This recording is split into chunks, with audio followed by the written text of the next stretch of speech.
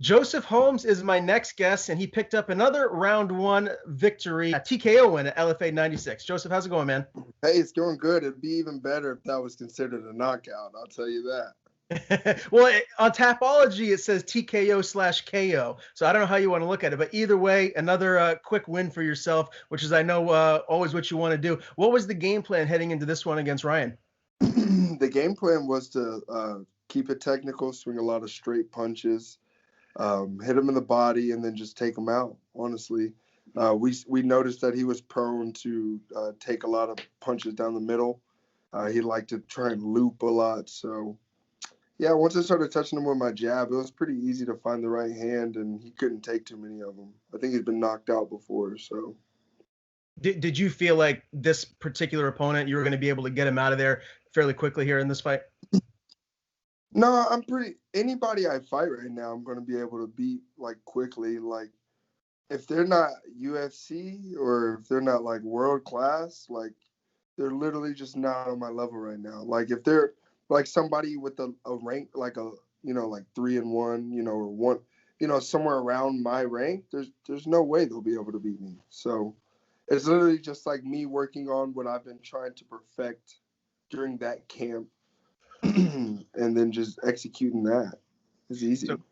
So 3 straight wins now, all finishes. After you dropped your debut as a pro, what did you learn from that setback in your debut fight? Was that just one where I saw a previous interview you did, and you were kind of, I don't want to use the word starstruck, but you were saying there were some like big time coaches there, and you kind of got in your head a little bit. Can you just kind of tell me what that was like and how that affected you?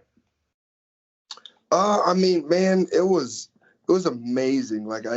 It was only because like I dreamed of starting my professional career on a giant stage. Like I remember talking with somebody and I was like, man, like I feel like I could do that. Like, I was like, man, what if I started in the UFC? Like what if I started in Bellator? I was like, I feel like I can, and then I actually did. And it was like, wow. Like, so yeah, I mean, the loss was cool. I got out of it that me and the judges aren't friends, Like if you watch that fight, like, dude, I clocked dude in the face, almost knocked him out in the third round. Like all he did was like literally try and like molest me the entire fight. Excuse me if children watch this, But like literally the entire fight, he's just trying to grab me and hold me down and I'll get back up and he just tries to hold me back down. Like he didn't throw one punch, I don't think, in that whole fight. Or maybe he threw like one punch that I blocked and then he just went for another takedown. So it's just like, dude, this is crazy. That's what you guys see as winning a fight? Fine. Okay, well, me and y'all are not cool. Do you feel there's clearly been a lot of controversial judging decisions in every promotion from the UFC on down for quite a while now? Do you feel like there should be something done, like maybe have more judges cage side? Having 3 people looking at a fight, you're not really going to always get the most objective opinion. Do you like, what do you think should be done to kind of tweak that? I think the first easy thing we could do is, add 2 more judges. Let's make it 5 judges. I think boxing might do something like that, or some other sport does something like that. But definitely more judges, or shoot, like I would say, let retired fighters judge our fights. You know what I mean? I don't know who judges it now. If it's like the commission who judges fights or whatever, but no way, the commission. The commission, the commission is not somebody who could be judging fights. I don't know who we pick. I have no idea how that works, but yeah, I think the easy thing would be to add 2 more judges. Something that might be a little more complicated, like maybe handpick our judges out of like retired fighters, like maybe create, a whole website full of retired fighters and let them watch some fights and like see what their judgment is like, you know what I mean, on old fights, and like maybe make it like a whole new like job, that of people that judge fights. Because I know one thing, as a fighter, I would put my tax money towards that, because this is ridiculous. A lot of people have lost, like some real opportunities to the judges, and the judges have made some serious mistakes in the past, and there should be something done, honestly.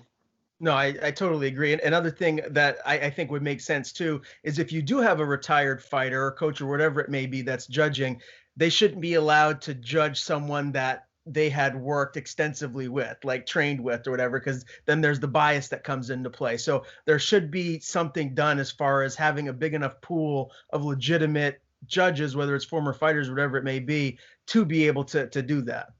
Right. Yeah, I kind of thought about that too. That's why I was like, maybe it'd be like a new job of Yeah. people, um, for the whole country, and in every state, there's people that work for that company, and all they do is apply to judge fights, and I feel like it should be like on application, type purposes, like they pass like some type of a test, or something that'll make them qualified to judge that fight. That way we can't just be like, well, who are the judges? Like where do they come from? I'm over here like completely clueless about our judges. Well, something's going to be done, I'm sure, moving forward. There's been a lot of chatter about it, so hopefully in 2021 we'll start to get a better way of judging these fights, so the right people will win on a more consistent basis. As far as this last fight goes, fighting for LFA, man, like tell me what that experience was like, because you got the UFC at the top up here, Bellator in that second spot. I mean, LFA is like the premier regional promotion in the States. What was that whole experience like, and how did they treat you? Yeah, LFA. I fought for them when I was amateur, so um, they kind of forgot about me, but like I didn't forget. I won that fight too, and for somehow I just got lost in the paperwork, I guess. But coming back to LFA, they treated me like I was new, which was good. They tried to give me like some of the best experience, and like my interactions with people was really well. Like I appreciate everyone. Everybody was real helpful, and I had a little weight to cut, and people were really really helpful with that. And yeah, I mean, it wasn't very different from Bellator, aside from the fact that there was no audience. But everything else, like paperwork wise, and like all the little things I had to do with the staff of LFA was really, really similar to Bellator. Like, there was no obvious differences, I would say. So, I commend them on that. Everything was smooth for me to get into my fight, and it was last minute too. So, yeah, I appreciated LFA. And then they had that UFC Fight Pass, and that was great too. I wish I could have been better informed that I was going to be showed on it. But I guess that was my mistake for the miscommunication. I don't know if you've seen my fight or anything, but yeah. So do you have a lot of like family, friends, people that support you that didn't know you were fighting on UFC Fight Pass? No, I told a lot of people that I was fighting on UFC Fight Pass, but there was miscommunications between me and the staff that led me to believe that I wasn't going to be on UFC Fight Pass since I was the first fight of the night. So I told a lot of people, and then like during my fight, I was like, "Dang, well, nobody's going to actually get to see me." Like I told people you could see me and where to, but they're not actually going to get to see me. So I was just like a little disappointed like after the fight, but then they were like, "Well, no, you were on Fight Pass," and I was like, "Oh, well, yeah." Shout out to my gym and my coach, and love you, mama. And Well, hey, yeah, you got the win, and I'm sure there's going to be plenty more big opportunities to fight on UFC Fight Pass here moving forward. I was curious, how many times did they COVID test you for this? Did you have to do that a few times before you were cleared? yeah, I did. I tested right when I got there, and then quarantined in my room, and I wasn't able to leave for the next 2 days, and then. No, I didn't need to test again before because I didn't go anywhere. So Right. Right. Well, that's good. What did you do in that downtime? I know a lot of people have been binge watching stuff on Netflix and whatnot. Do you get into any of those type of TV shows? Is there something that you can, tell people to go check out that you liked? yeah, man, you got to go watch Snowfall. Man, I just finished Snowfall on Hulu, and man, it's literally probably my favorite show right now. And fortunately, they're dropping the next season tomorrow, Wednesday. So yeah, if you haven't seen Snowfall on Hulu, the main actor is Damson Idris. Is his name. He's a super awesome actor from UK, if I'm not mistaken. So yeah, definitely. I'd plug in Snowfall on Hulu. Snowfall. Okay, I'm gonna have to check that out. Have you seen the one that I've been telling people that they gotta see is Sneaky Pete? Have you ever heard of that? No, is that on Hulu? It's on Netflix, and Oh, yeah, dude, it is so good. The lead actor is Giovanni Ribisi, who's like in okay, a ton of movies, and it is amazing. There's 3 seasons of it out. You'll get hooked real quick. cool. I'll start Yeah. that. I just finished Snowfall, so I'll start that right now. Yeah. Sneaky Pete. Sneaky Pete, there you go. Now I do understand that you're going to be moving to Houston here soon. Is this a permanent move, or this is going to be your new gym? Tell me about that. Well, yeah, I'm connected to a gym called O Athletic in Houston. The strength and conditioning coach there is Philip Penn. He goes by Philly Fast Life. And that's a gym that's owned by like some football players. Adrian Peterson's a co-owner of the gym. It's called O Athletic. Awesome gym in an awesome area. Yeah, they've been inviting me to come out there for years. I've been taking trips. And actually, I think it's unfortunate, but I actually don't think I'm going to be able to make it happen because I wasn't able to like get a place quick enough, to like approve me and all that stuff. So I'm probably going to have to continue just taking trips and cross training with O Athletic for the next little while, especially while I'm trying to get fights going on. I don't need to be like in between a move. I either got to make the move or just don't. So I'm definitely leaning more towards not moving at this point and just staying with my home gym and just continuing to cross train. And then plus on this side, I have like like more gyms I could cross train. Like I go to F3. I'm really close friends with them. Or I could go train with Derwin Lamb as well. Me and him are really close. So yeah, I think I'm actually going to not move and just stay where I'm at and just continue my relationships with them and, continue to cross train for a while and just try and just become the best like I've been doing up until this point. For sure. How long of a drive is that? Is that something that you drive, or do you have to fly to get to the O gym from where you live currently? Yeah, it's a 4 hour drive. I live in Dallas and then to Houston is about 4 hours. Yeah, I've been driving because when I get there, I like to move around a lot. But shoot, like once I get to the UFC and and it helps my business, grow, I could definitely fly more, but I fly to Colorado all the time to snowboard, so I might as well just drive to Houston to train. Makes sense. Another thing I was curious about is, like, obviously this pandemic has affected us all a little bit differently. How has it affected you? Just your ability to do what you normally would do in a regular year? It's only affected how many times I fought. Other than that, like I'm still training, you know what I mean? We just had to up how clean things are and how people wearing masks. And my job, I just work security at a restaurant, so you know that they're able to keep things going. So literally, it's only affected how much I fight and how much people are trying to pay me to fight. So that's one of the biggest bummers because fighting is something I'm trying to make a job, and like people are like trying to pay us fighters as if I'm doing this like some side gig. You know what I mean? Like I feel like as a fighter, I'm very valuable. I'll come in, I'll sell tickets, I'll promote. You know what I mean? You give me a quota on tickets, I'll be asking you for more tickets, and that's just the type of guy I've always been. So I feel like regardless if I'm being put on a card, you can afford to pay me what I'm worth. You know, because it'll be worth the investment. For sure. Well, I'm sure that will just continue to elevate as you keep moving up the ranks here. Now, I got to ask you, obviously, about this nickname, the Ugly Man. You're not an ugly dude, right? So I don't understand the nickname. So you got to tell me a little bit more about this because I was confused when I first saw it. Well, it's kind of like how you just said, like you're like almost like wondering, like, you're not an ugly guy. Well, I'm not calling myself ugly. You know what I mean? I'm just, you know, it's just part of my name. It's just like Ugly Man. Like I have friends who every time we'll meet, we could be, dressed fly, fresh, and I'll just be like, boy, you ugly in the mug, boy. Like, and just start roasting on them, and it's just like they'll roast back. You know what I mean? They'll call me ugly too, and we both know we looking fresh.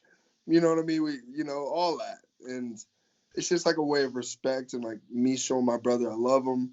You know what I mean? It's just like something we've always done. So when I first started fighting, I I just knew instantly. I was like, yeah, no, that should be my nickname for sure. 'Cause they were like, "What's your nickname?" And I was like, "Well, yeah, Ugly Man." I had no question about it. And then since then, like everybody loves it. Like they hear it and then they say like what you said. Like you're not ugly, or like women, they'll give me compliments. They'll be like, "What? You're not ugly, no, you're or whatever." And I'll just be like, "Well, thanks," and I think it works. I think it's the right nickname to get me to the UFC. I'll tell you that. There you go. Do you ever think about maybe down the line doing like a Diego Sanchez where he went from the nightmare to the dream and then back to the nightmare? So maybe you could go from ugly man to like handsome man when you get into the UFC, and then you can like revert back later on in your career if you wanted to. I've never thought about that, but I actually, kind of like the idea. I don't, I like, the idea of that if it gets me more clout for sure. There you go. Well, I'm glad I could help out a little bit. Something to think about as you move forward. Another thing, you've been kind of bouncing back and forth a little bit from 185 to 170. Is 170 in your future, or do you feel like you're going to stick at middleweight here as your career evolves? I think that when I go to the UFC, I'll definitely fight at 170 because they'll be paying me what I feel like I'm worth, or at this moment. But 170 is a tough cut. It's a possible cut for me. Like I'll never miss weight. If you check my record, I've never missed weight.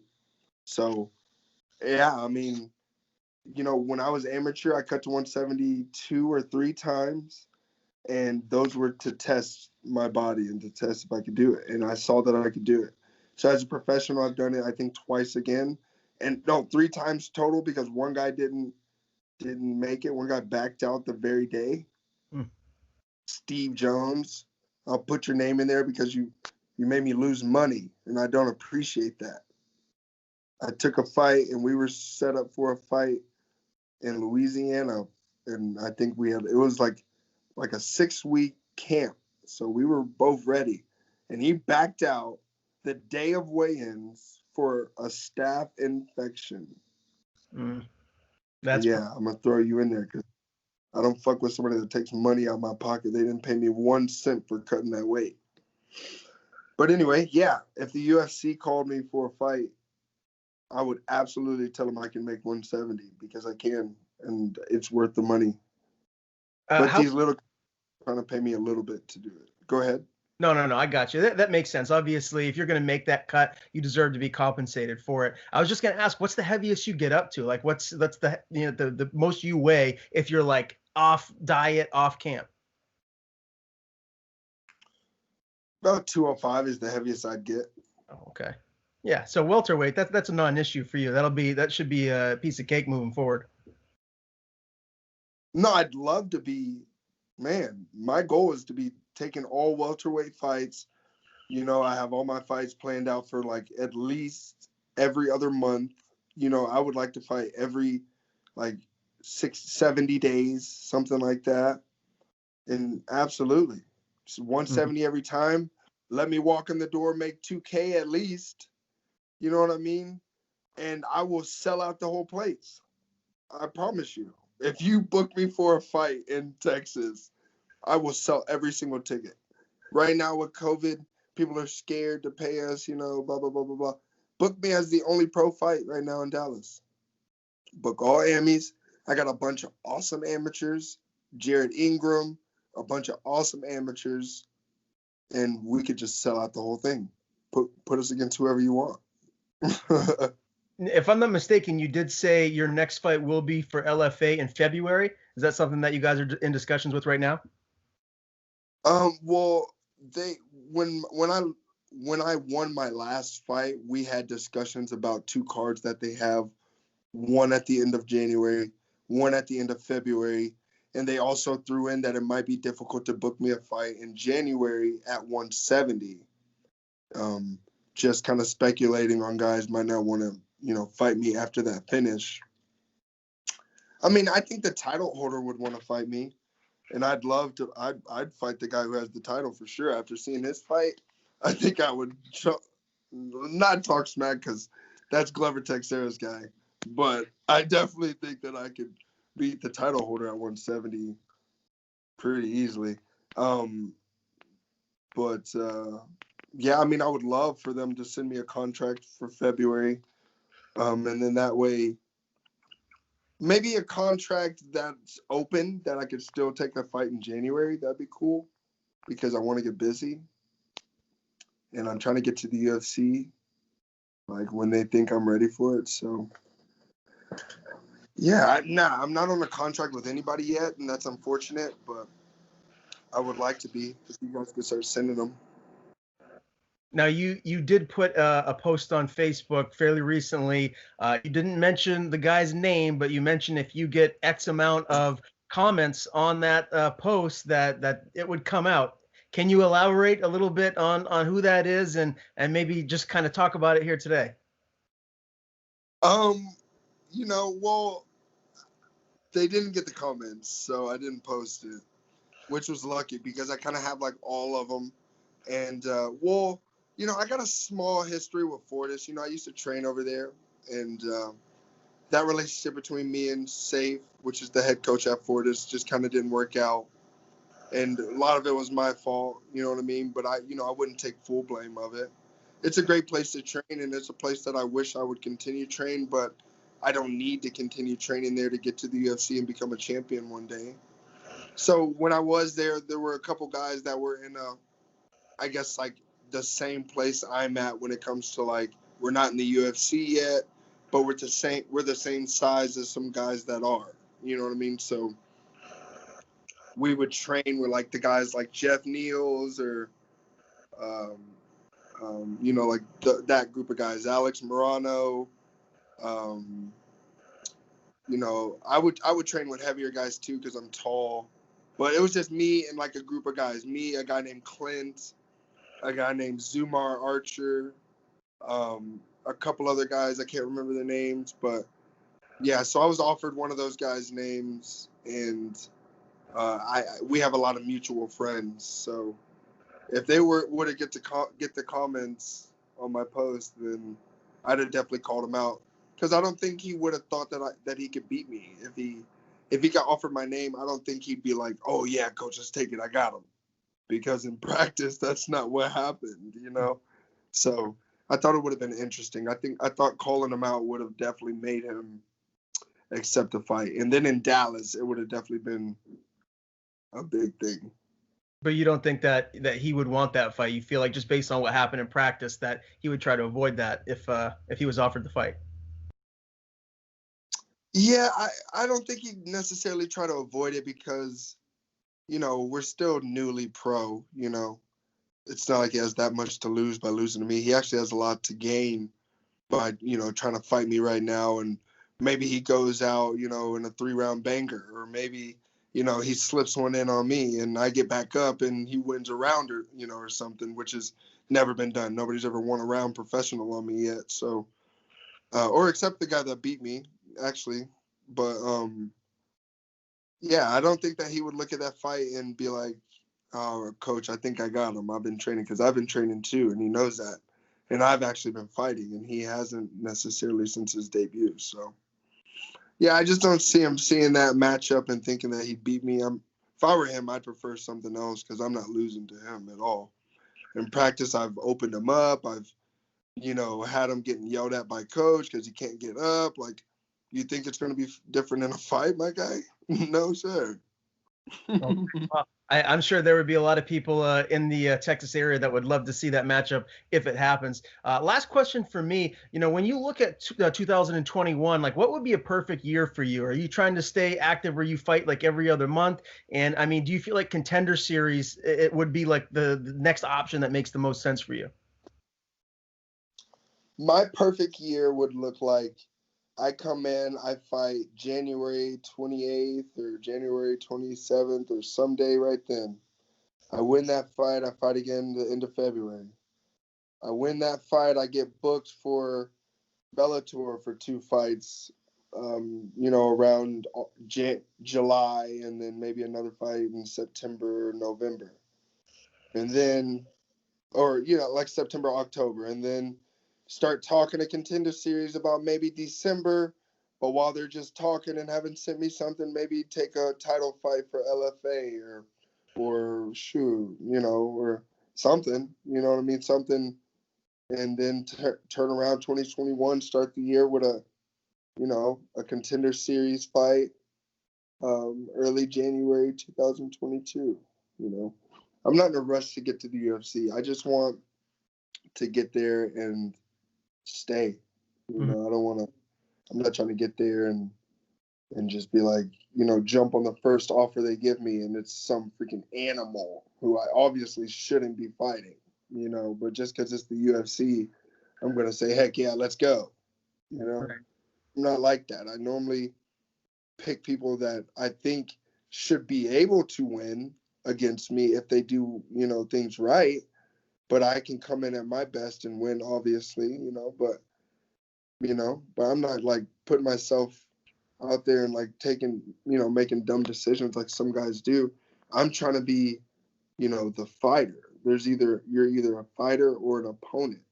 And I'm never trying to be an opponent. I'm trying to be a fighter. I appreciate the time here, my man. Thank you very much. Before I let you go, if you want to plug any social media or anyone you want to thank, the floor is yours. Yeah, please add me on any social media outlet at Ugly Man Joe. I'm pretty big right now on Instagram and Facebook, or Joseph P. Holmes on Facebook. Eat to Evolve, great food company. If you're looking for meal prep, get with them. Really affordable prices and awesome meals with great flavors. It's amazing. And all my sponsors, who you are. I appreciate you guys tremendously. And then my friends and family, you guys rock because you are why I'm able to sell out anything in Dallas and why people don't want to fight me. So I just appreciate you guys for being great. And I appreciate your time, my man. You're awesome. Hey, it's my pleasure. I look forward to chatting again soon. Let me know whenever you do book that next fight, and we'll do it again. Will do. Will do. Thanks a lot for your time, bro.